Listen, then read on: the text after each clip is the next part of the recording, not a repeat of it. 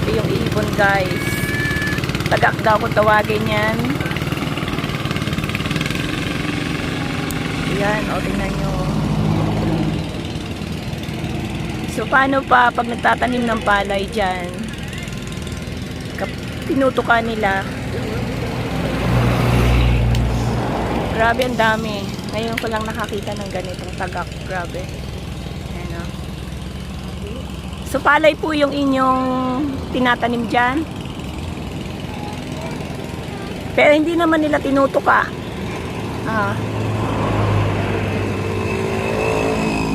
Matagal nyo na pong ginagawa yon?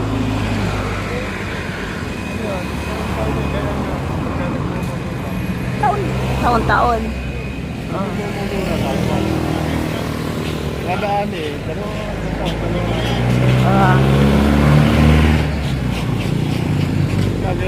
Pero nawawala din po yan. Oo, pagka nakatamit ng palay. Pag nagmumotor na ako sa madami. Saan naman galing po yan?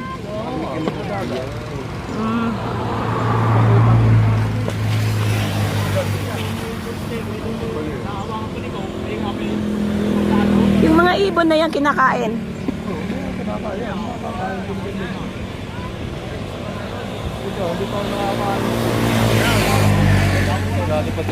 Nalipad na laang. Dinadagit yung mga gagawa. Para silang mga babies pa. Ayan guys, ang dami. Grabe.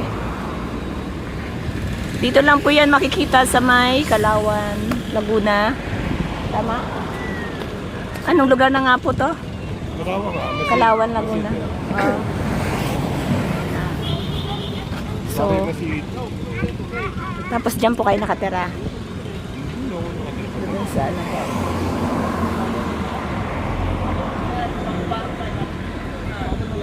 Ang linis ng tubig. Marami din puno ng mangga. So, let's go! Let's go na. Salamat po. Paalam.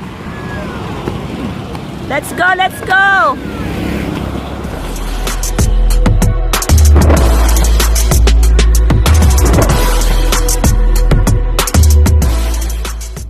Guys, saan kayo pupunta? To the Where? unknown place. Yes? Saan? I don't know. You don't know? To the others. Hello guys! Welcome to my mommy's vlog. Punta kami ngayon sa Palaisdaan. Yan, sa lahat ng mga nagpupunta doon, pupunta rin kami. Where are we going? No.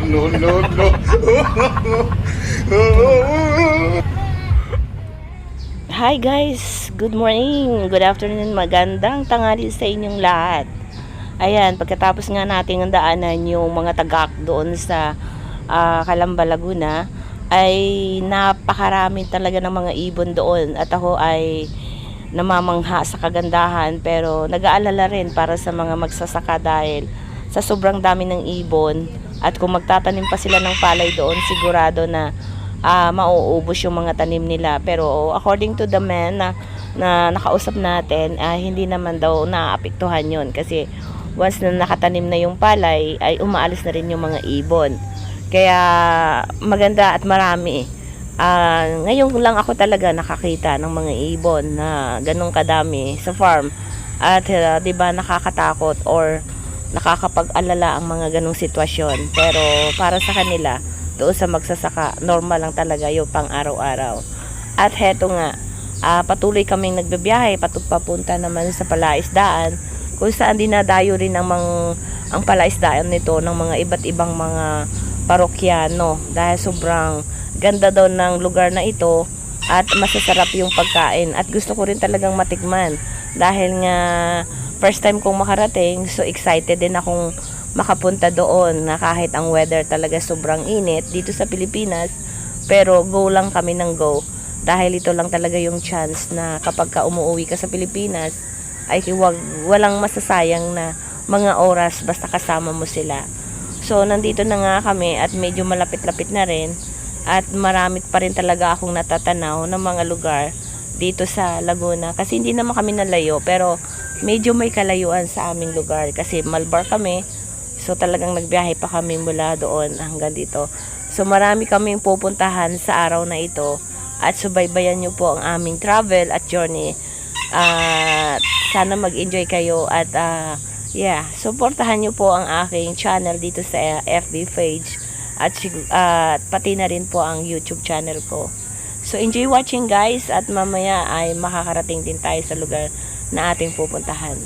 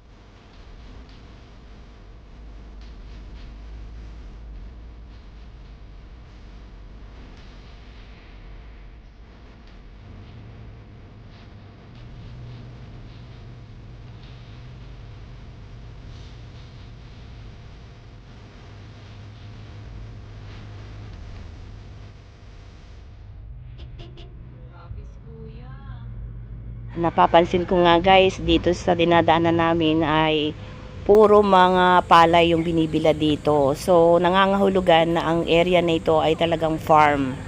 At mapapalampas din kami dito sa isang farm na talagang marami ding ibon. At marami, everywhere na dinadaanan namin is talagang maraming ibon na katulad ng tagak na iyon. At syempre, amazing siya, marami. Nakakatakot kasi sobrang dami niya. As you can see guys, ayan, ang dami-dami.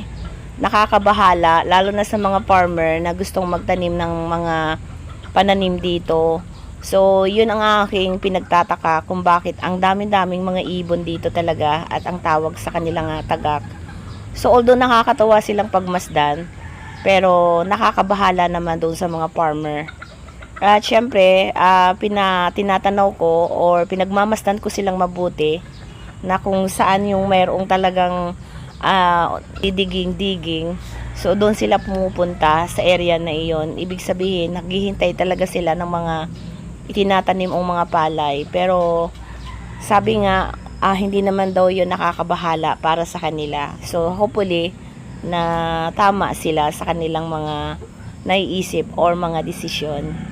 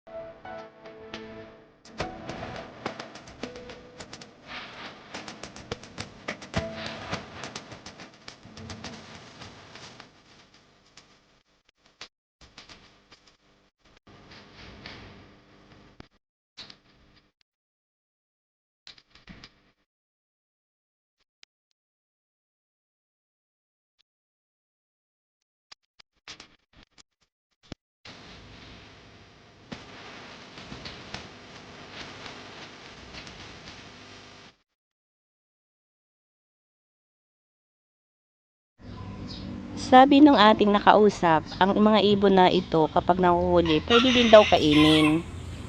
Pero tagak siya at masyado silang wild na animals or birds. Mabilis silang lumipad. Paano kaya sila nahuhuli? Or para lang din silang mga ibong kalapate na siguro kapag kinakarne mo, ganun din siguro yung lasa. Kaya marami at mapapakinabangan din siguro ang mga ibon na ito. Pero walang nagkakamaling hulihin sila or kasi sobra silang dumadami. Kapag nagkataon at nang mangingitlog pa ito at magkakaroon ng marami, sigurado dito sa area na ito ay hindi na mawawala ng tagak dito sa Calamba. At mananatili sila dyan habang may palay, habang mayroong dinudungkal na lupa, mananatili sila rito sa area na ito, ang mga tagak dito sa Calamba. At sa ngayon ay libo-libo lang din natin nakikita. Baka sa susunod, sobra sa libo na ang ating makikita sa susunod nating punta rito. So,